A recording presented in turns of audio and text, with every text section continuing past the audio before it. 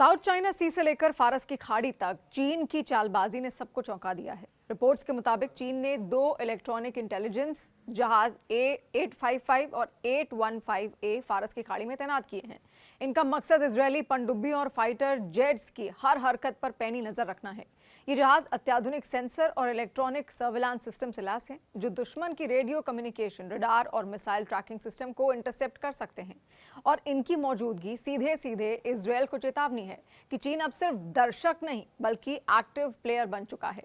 इसी के साथ पिछले एक हफ्ते में कम से कम 5 चीनी बोइंग 747 कार्गो प्लेन ईरान में लैंड हुए हैं।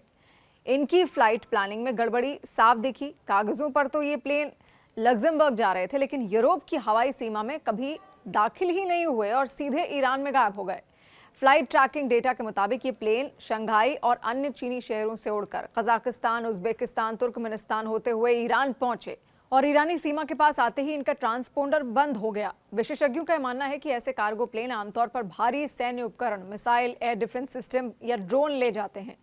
इससे पहले भी चीन ने हथियारों को सिविलियन सामान की आड़ में भेजने की कोशिश की है। ड्रोन पार्ट्स को विंड टर्बाइन के हिस्से बताकर भेजना इसका उदाहरण है।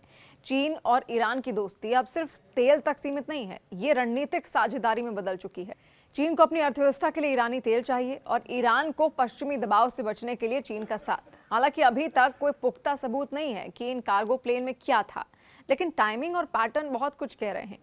कुछ विशेषज्ञ ये भी मानते हैं कि चीन ईरान को हथियार, मिसाइल या एयर डिफेंस सिस्टम दे रहा है ताकि इजरायल के हमलों का जवाब दिया जा सके। वहीं कुछ का अनुमान यह है कि चीन फिलहाल सीधे युद्ध में शामिल नहीं होगा, लेकिन ईरान को प्रॉक्सी तरीके से मजबूत करता रहेगा।